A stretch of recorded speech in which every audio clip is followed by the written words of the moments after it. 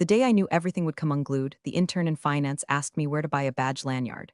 I didn't answer, I just stared at the hollow space where her government clearance ID should have been. That tiny rectangle of plastic, laminated and coated, was the only thing between our office and a six-figure federal violation. And she was carrying it around like a Claire's accessory. But no one cared, because no one knew, except me. I'd spent the last 8 years as the company's authorized security liaison, a title so dry it made your eyes itch just hearing it. I didn't give speeches. I didn't pose for the company newsletter with fake laugh smiles. I processed clearance renewals. I tracked security protocols.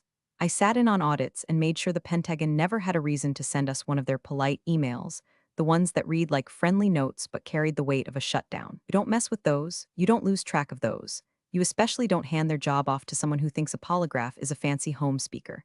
But that's not what we celebrate anymore, is it? 3 months ago, the CEO's daughter got married to a man named Chad. I wish I were making that up. Chad. He looked like someone had microwaved an old fraternity composite and added hair gel. He was suddenly director of HR strategy, a title no one had heard of until he printed it on business cards with gold trim. He walked around with a clipboard and this permanent smirk like he was running a real-life episode of The Office, and we were all just side characters waiting to be optimized. That day, I was finishing my quarterly report, the clearance log, updated contractor files, audit trail verifications, the whole shebang. Signed, sealed, timestamped. Dropped it into the encrypted federal portal like I'd done 29 times before. I felt good. Secure. Things were in order. Then I passed Chad in the hallway. He was leaning against the break room door like he owned time itself, chewing on a protein bar and watching the new intern struggle with the security badge printer like it was a foreign artifact. She laughed nervously, said, "It keeps jamming." Chad winked and said, "We'll just hire someone who knows how to fix it. Streamline the dead weight." Then he glanced at me and smiled like I was already gone. "Now, listen. If this is the kind of story you're into, real office betrayals, quiet women with sharp claws, and HR clowns who don't realize they're walking into federal landmines, do me a favor, hit the like button and subscribe. It sounds silly, I know, but 90% of you don't, and it helps the team more than you'd believe. Keeps us stocked with caffeine and emotional damage control. Okay, back to it. I filed out of that hallway and into my office, closed the door, locked it, sat down and did what I always do, double-checked the federal regs, submitted the final handover notes to the system archive, and updated my personal documentation. My office had a faint hum, the air purifier doing its thing, the LED strip on my monitor blinking gently in approval. No applause. No gold stars, just systems working like they should. And still, something in my chest shifted. Chad was trouble, not the kind that shows up loud and messy. The quiet kind, the kind that starts with a laugh in the break room and ends with a federal investigation. I'd seen it before, contractors who cut corners, startups who didn't file the right forms, guy in procurement who thought he could ghost a background check until a missing clearance froze a whole weapons shipment in Kansas. I knew the signs, and Chad, he was a walking red flag with a clipboard, but I wasn't worried because I had documentation. I had records. I had a name that was tied to every single clearance our company held. That wasn't ego, that was structure. My name, Judith Ellen Moore, was listed on our government filings, our federal liaison ledger, our active facility clearances, and our cybersecurity thresholds. I was the key in the lock, the only one, and I knew where I kept the spare. I lost access to the background check dashboard on a Thursday morning. No warning, no scheduled maintenance pop-up. Just a spinning wheel and a login rejection that said I lacked sufficient clearance. My clearance, that I'd managed for 8 years. I tried it again and again. Same result. I even checked the admin portal, locked. No audit log, no override. Just a silent digital door slammed in my face. Now, when your job is keeping track of who can legally walk into a room with government-grade hardware and who can't, a locked system isn't a glitch. It's a message, a very deliberate one. I walked down to IT. The kid manning the desk was eating a granola bar like it was a time-release sedative. I asked if there had been any access reassignments. He blinked at me and said, "Oh yeah, HR submitted a permissions update yesterday. Said you'd been transitioned." Transitioned? I didn't even bother asking what that meant. I just nodded, turned around, and walked toward the elevators. The building smelled like burned coffee and half-cooked ambition, standard for Thursdays. Back at my desk, the air was too still. Even the old HVAC unit, which usually clicked like it was counting down to detonation, had gone silent. My inbox was calm, too calm. No alerts. No audit pings. Not even a morning calendar sync. That's when my phone rang. "Judith? Yeah, hey, Chad here," as if I didn't know the voice. That smugness clung to the walls like Axe body spray. "Could you swing by HR for a sec? Just a quick chat." I stood up, smoothed my blazer, and walked down the hallway like I was heading into battle. It wasn't fear, it was resignation. Like watching a tornado roll across a field, knowing your scarecrow's gonna lose the fight. But you stand there anyway out of principle. Chad was waiting with a half-empty La Croix and a printed packet he hadn't read. He gestured to the seat across from his desk like he was about to offer me a scented candle and a severance plan. Judith, he said, glancing at the paper like it was doing the talking, after reviewing the organizational float chart, we noticed some. Let's call them misaligned priorities in your department. I blinked. You mean security compliance? He smiled, that patronizing grin that makes you want to file a hostile environment complaint just for existing in the same zip code. Well, yeah, but we're shifting toward a flatter model. Less red tape, more agility. I said nothing. This isn't personal, he added, which always means it absolutely is. You've done great work. Just times are changing. We're cutting some redundancies. And unfortunately, that includes the security liaison role, the one required by federal statute. He didn't answer. Just slid a standard exit folder across the desk with a sticky note that said thank you. In glitter gel pen, I think it was Brooke's handwriting. I picked it up, flipped it shut, reached into my purse, pulled out my ID badge, and set it down gently like it was a loaded weapon. Then I looked him dead in the eye and said, "You'll want to notify federal services within 24 hours. He raised an eyebrow, confused. Huh. I leaned in just slightly, just enough for my voice to drop below casual. You won't. Then I stood up, walked out, didn't even say goodbye to the front desk. Back in my car, I sat in the driver's seat for a full minute, letting the weight settle. Not sadness, not panic, something else. Cold fury, dressed in wool slacks and sensible flats. I opened my work laptop one last time, offline, secured, but still mine for the next 90 minutes. I typed up a final liaison log, flagged the terminated badge ID, noted the chain of custody for encrypted systems, and updated the federal contact list with one line: Judith Ellen Moore role terminated. Then I opened the encrypted email portal, attached the file, CC'd the Department of Defense Compliance liaison, and hit send. No drama. No scorched earth goodbye. Just facts. Logged, time-stamped. Undeniable. By the time Chad even realized what he'd done, I'd be a ghost in the system. And he'd be staring down the kind of silence that only federal agencies know how to weaponize.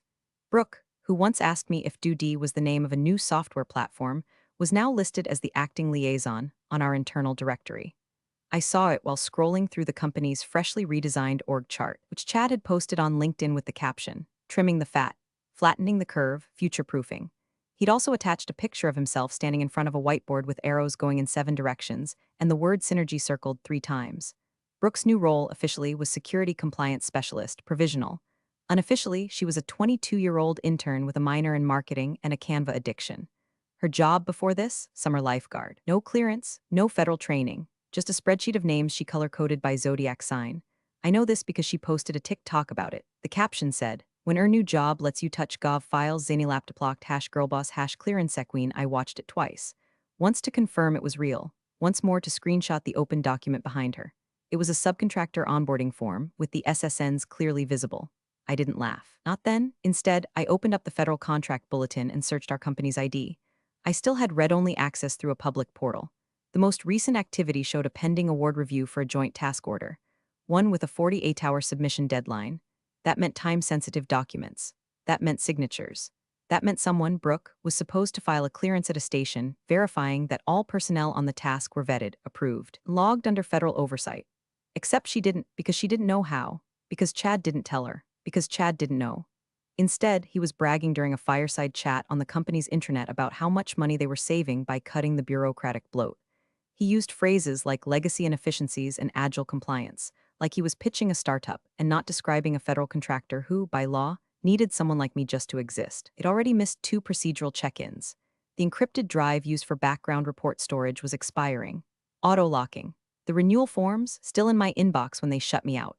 And the clearance at a station for the subcontractor, an aerospace firm out of Nevada working on drone guidance firmware, was due in 36 hours. The form needed a signature from an active, registered liaison. They didn't have one. Brooke, from what I could tell, just highlighted the line, left a heart emoji in the margin, and forwarded it to legal. Legal didn't notice, but the contractor did. They flagged the document as incomplete and escalated it. Not to Chad, he'd instructed them to send all forms to his new streamlined workflow inbox, which no one was actually monitoring, but to the federal subcontracting officer attached to the deal. That officer, in turn, quietly pinged the compliance team, and somewhere in a quiet cubicle in Washington, D.C., a red flag appeared next to our company's name. Not a siren, not yet, but a record. I knew how this played out. The wheels would turn slowly at first, but once they started, they didn't stop. Back in my own world, smaller, quieter, better lit, I sipped tea and scrolled through updates. My inbox, once bursting with access logs and audit schedules, now held messages from 3 other firms. People who'd heard I was transitioned and wanted to grab coffee or chat about opportunities. I wasn't biting. Not yet, I was still watching. Not for vengeance, not even for closure, just to see the moment when silence turned to panic. When someone would realize they were holding a file with no name, no signature, and no legal standing. And the only woman who could have fixed it, already gone. The pre-review checklist came from a faceless Gov address buried in the alphabet soup of federal oversight. It was standard, a nudge before the quarterly inspection. The kind of thing you only ignored if you wanted your next budget frozen like a middle school lunch tray. The email subject was plain, pre-review materials, confirmation required, but buried 3 clicks deep on page 7 of the attached PDF was a red box. Missing, signature of authorized security liaison file 13 BD subcontractor onboarding. That box was more than a red flag. It was a flare gun aimed at your own foot. I wasn't supposed to see the document, but someone from the old contracts team, someone who hadn't been fully looped in on Chad's purge, forwarded it to my personal address. Just the subject line and one line in the body. Thought you should see this. It's happening. I opened the file and stared at the box. The space where my name used to go. The empty field that carried more weight than Chad's entire resume. And they'd submitted it blank. Well, almost, because a day later they tried to fix it. Chad, in his infinite wisdom, dug through the company's old digital archive and found one of my previous signatures on a training document, back when we still used DocuSign. He took that image, dropped it into the subcontractor file, and backdated the approval. He didn't encrypt the file. He didn't update the metadata. He didn't even flatten the image properly. Any half-trained compliance officer could tell it had been dragged in like a sticker. It was the kind of forgery that wouldn't fool a teenager trying to skip gym class. Brooke, bless her heart, sent the revised file back to the review contact with a smiley face in the email footer and the subject. Updated. Hope this helps smiling face with smiling eyes. I didn't need to intervene. Because the government didn't care about smiley faces. They cared about logs, they cared about badge IDs, they cared about protocols that couldn't be photoshopped back into place. Meanwhile, my phone buzzed again. Another message. Different sender this time, CTO of a rival defense contracting firm headquartered 2 states over. The message was short. We've been watching the filings. Your former company's in freefall. Any interest in coming aboard? I didn't respond immediately. Just saved it to a folder labeled options and closed the screen. Then I opened my encrypted portal, still active for another 11 days thanks to my federal termination protocol, and logged my final liaison termination confirmation. I attached 3 documents: proof of badge surrender, timestamped, notification that no new liaison had been appointed to replace me, per public directory records. Screenshot of the company's internal org chart showing security liaison Brooke, provisional, with no clearance ID attached. Then I submitted the confirmation to the agency contact I'd worked with for years, Marla. A woman who wore orthopedic flats and spoke in dry compliance jargon so thick it could stop a tank. An hour later, Marla responded. Acknowledged. No record of authorized replacement. Will flag, that was it. No exclamation marks, no emoji, just will flag, which in government speak meant, this train is about to get inspected and we're not slowing down. Somewhere in the bowels of the compliance review chain, a file folder had just sprouted a bright yellow sticky note that said missing. And the man who forged a signature didn't even know his digital fingerprints were already logged. I sat back, watching the cracks grow. They weren't explosions, not yet, but they were widening. And Chad, clipboard king of budget cuts and protein shakes, was standing right on the fault line. The formal reminder arrived on a Tuesday, slipped between a spam email from a wellness vendor and a team-building invite for axe throwing. It wasn't loud. No flashing lights. Just a plain text memo stamped from the Department of Defense Compliance Unit. 6 sentences, 5 of them bone dry. But the last one, failure to maintain a designated and federally approved authorized security liaison may result in immediate review suspension and risk debarment. That sentence should have caused a fire drill. Instead, Chad printed it, highlighted the word may, and tossed it onto the corner of his standing desk like it was junk mail from ARP. He called a quick alignment huddle with Legal and Brooke, told them not to overreact to government theater. I know the playbook, he smirked, facing the glass-walled conference room. They always send one of these before a quarterly. It's posture. Bluster, they bluff, we bluff back. Brooke nodded too fast, scribbling on her iPad with a Hello Kitty stylus. Legal looked like they wanted to melt into the floor. Then Chad, in his infinite crisis management genius, handed Brooke the official compliance documentation binder, the one she'd once mistaken for printer calibration manual, and said, fill out the response forms, reaffirm our protocols, copy something from last year if you need to. Let me repeat that. He told an intern with 0 clearance, no federal training, and a communications degree from a school I'd never heard of to plagiarize national security documentation, and she did. I watched it happen in real time from a distance. Public filings, version histories, metadata timestamps. All of it painted a slow, exquisite picture of a man in a suit walking off a cliff while telling everyone he'd read the map upside down on purpose. Meanwhile, the CEO, Howard Blakely Roman III, master of delegation and grilled salmon Fridays, was busy preparing for a major federal pitch. A weapons tracking contract worth somewhere north of $200 million. His days were a blur of slide decks, mock presentations, and overpriced espresso deliveries from the lobby cafe. He hadn't read a compliance memo since the Bush administration. Chad told him everything was under control. Howard nodded and went back to practicing his pitch voice in the mirror. No one told him the documents they were relying on were now officially tainted, that the subcontractor onboarding form had been flagged a second time, this time by the DoD audit software, which caught the mismatched digital signature against federal archives. The system didn't alert the company directly.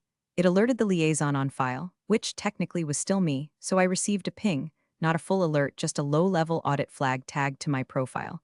I didn't respond, of course. That would have violated termination protocol. But I watched the notification float past, and I waited, because now the system was awake.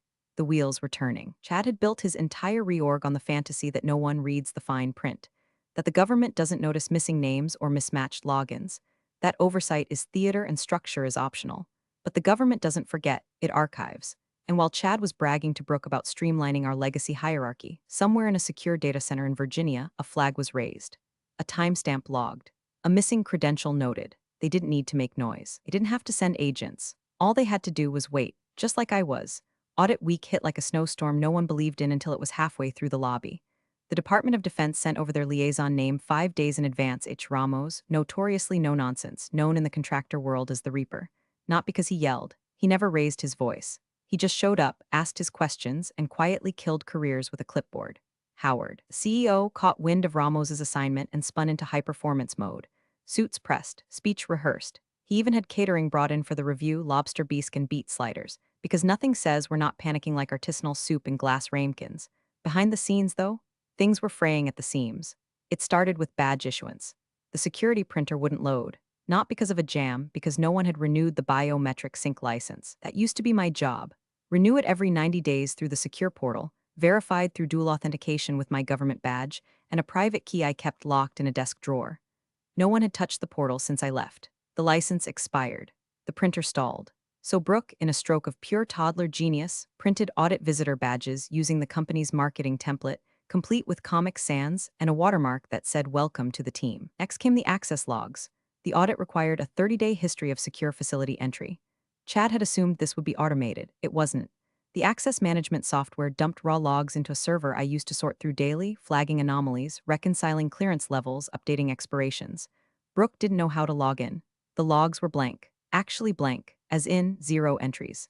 Chad told IT to just fabricate something that looks realistic. IT refused. Then mid-Tuesday, the encrypted drive vault used to store federal background reports pinged a fatal error. It hadn't been rekeyed. The software had auto-locked due to a lapsed compliance token. Everything inside was sealed shut: contractor files, polygraph results, facility schematics, foreign national screenings. 3 years of data. Frozen. Chad told legal to try restarting it. Legal went silent, and all the while, I was sitting in a corner booth of a cafe 2 blocks away, sipping a flat white, watching the theater unfold through public filing trackers and internal rumor leaks. The temp receptionist, a friend from years ago, texted me a photo of the visitor badges with 4 crying laugh emojis and the words, "Is this a prank?" It wasn't. It was what happens when a company builds a castle out of cardboard and then fires the only person who remembered to order the fire extinguisher. I hadn't sabotaged a single thing. I hadn't planted a virus or whispered in anyone's ear. I hadn't touched a file, corrupted a drive, or sent a single anonymous tip. I just left, took my keys, logged my final report, shut the door, and let time do what time always does to arrogance: expose it. Because every system I'd maintained wasn't just protocol, it was prevention. It was protection against exactly this, against self-important men with clipboards who think compliance is a buzzword and not a shield. And now, the cracks weren't just showing, they were singing. At exactly 9:43 a.m., the conference room doors opened, and Hector Ramos, Department of Defense Compliance Liaison, destroyer of false confidence, stepped inside, flanked by 2 auditors with tablet cases and 0 facial expressions. The air changed like someone turned off the oxygen. Could almost hear the faint whimper of Chad's last brain cell trying to Google how to bluff a federal agent. The slideshow was already up, over-designed, obnoxiously animated, and filled with words like agile integration and paradigm shift. The title screen literally said "Security Evolved Trademark." I couldn't see it, of course, but someone in legal leaked the deck to me after hours, said it gave them a nosebleed just trying to format the fonts. Howard, the CEO, beamed like a kid about to show off his science fair volcano. Mr. Ramos, thank you so much for joining us. We're eager to walk you through our enhanced security model. We've made exciting strides in reducing internal redundancy while boosting overall efficiency.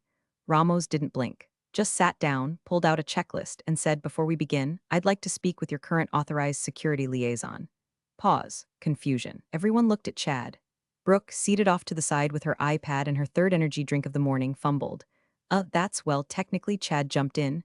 Too fast, we cut that role, totally inefficient. We've streamlined the function across multiple departments. You could have heard a moth land on the snack tray.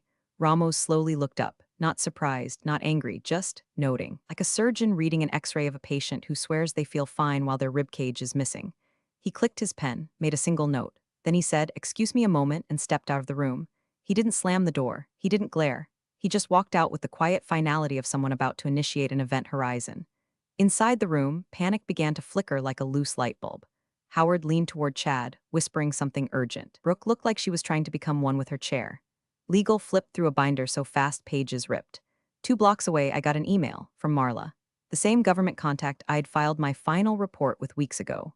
Subject, Clearance termination confirmation. Judith, this is to confirm receipt of your previously submitted liaison termination notification, badge surrender form, and supporting documentation. As no replacement has been designated on record, our records remain updated per your submission. If contacted, we will reference this chain. Thank you for your continued diligence and protocol adherence.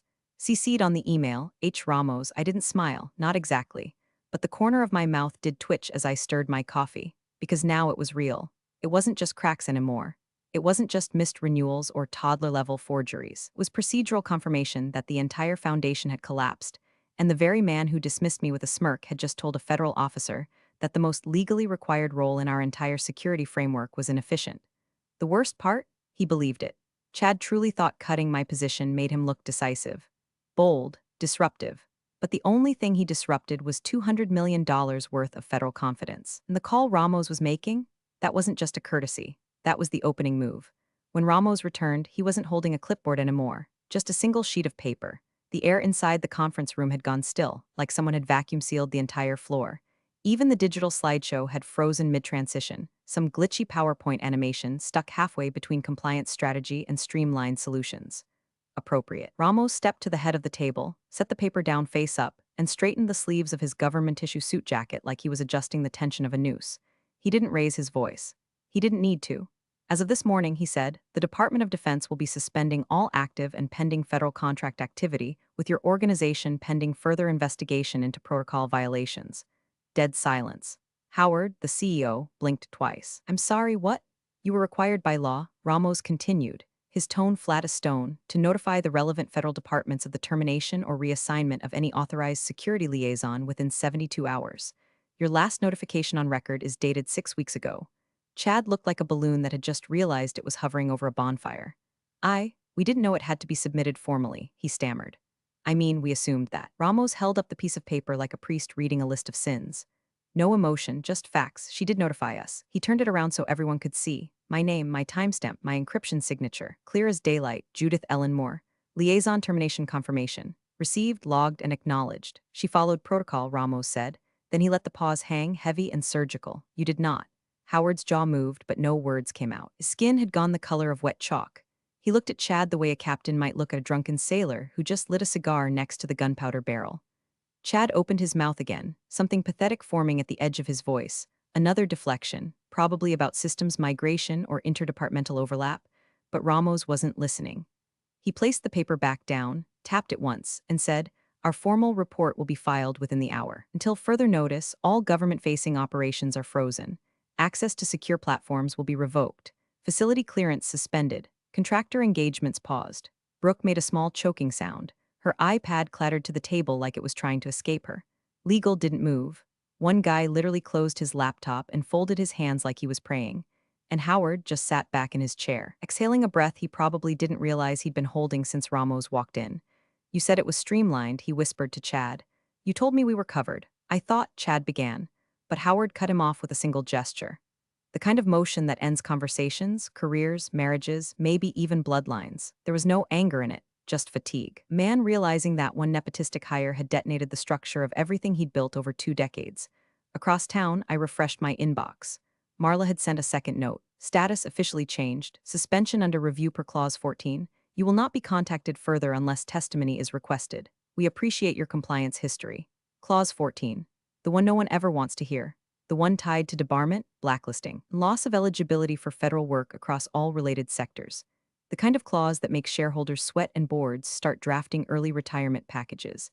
I stared at the message, then slowly set my phone down beside my tea. I hadn't screamed. I hadn't hacked a server. I hadn't marched into that glass palace demanding revenge.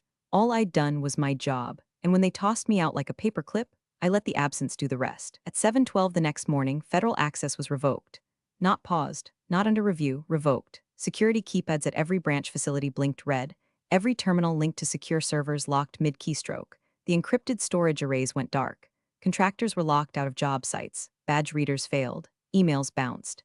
Even the backup comms server, a dinosaur I'd personally rebuilt during a malware scare in 2019, scrubbed from the network. It wasn't a shutdown. It was an execution. By 9 a.m., the board was gathered in the top floor conference room. No coffee, no breakfast spread, just stunned silence and printed copies of a federal suspension notice stamped in bold red ink. The CEO stood at the head of the table, hair mussed, tie loosened, eyes puffy like he hadn't slept. He read the notice out loud once, then again, then dropped it like it burned his hands. What is this? How is this possible? Chad sat slouched 2 chairs down, pale and sweating through his slim-fit shirt. It was just HR, he muttered like he was trying to conjure a better past. I was optimizing. It was just dead weight. Howard turned slowly toward him. Dead weight, he repeated. Quiet, too quiet. Chad nodded, gulping. She wasn't customer-facing. She was back office. Compliance. A bottleneck. All the systems were her, Howard snapped, suddenly lurching forward in his chair. She was the clearance. She was every single point of contact we had. And you cut her? It was an efficiency play, Chad whispered, voice breaking. We needed to reduce it. Looked redundant. Howard's hands started to shake. He pressed them flat on the table, breathing unevenly. You did what? No one answered. There was nothing left to say. Even legal wouldn't look up from their notes. By noon, the investor pool was notified. By 3 p.m., 2 joint ventures had withdrawn. One board member walked out mid-call. Another was seen packing their office by 4:30. Somewhere around sunset, Brooke posted an Instagram story from her car with the caption, well, that was a mess. Face sparkles #unemployed again #not my fault. And across town, in a clean little office with soft lighting and no framed motivational quotes, I sat at a desk uncluttered by chaos. The firm was newer, leaner, sharper, run by grown-ups who actually understood what compliance meant. The offer came 2 weeks after I left the last place, tucked neatly into an encrypted PDF with words like full autonomy, non-interference clause, and liaison authority fully vested. The contract we just secured, $90 million, defense logistics. The exact same scope the other company had lost. The bid had been open less than 6 hours before I attached my credentials and clicked submit. Now it was confirmed, green-lighted, my name already listed on the liaison logs. I opened the final clearance acknowledgement, still active, still respected. I didn't smile, not really, just breathed. A slow, quiet exhale as the last thread of tension left my spine. On my desk sat a single object, the badge from my old job, deactivated, laminated, sealed in a shadow box frame like a fossil from another life. I didn't frame it out of nostalgia. I framed it as a reminder. Sometimes, you don't have to burn the place down. You just have to stop holding the foundation together. Big thanks for watching, you sneaky seniors. Subscribe to keep the coffee pot brewing revenge. Your ex-colleagues won't know what hit 'em.